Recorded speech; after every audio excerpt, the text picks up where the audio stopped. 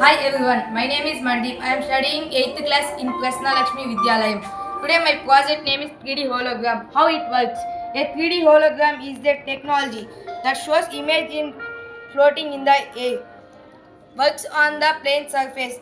Light reflection when we play a video from a mobile or projector, the image appears a 3D objects on transparent surface. Thank you for all.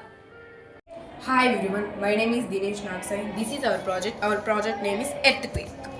An earthquake happens when toxic plates inside the earth moves. This movement causes the ground to shake.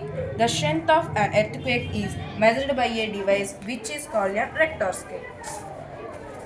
This is Richter scale. Sound and light also indicating how it is works. We can see sound and light also indicating to support the device. Thank you all.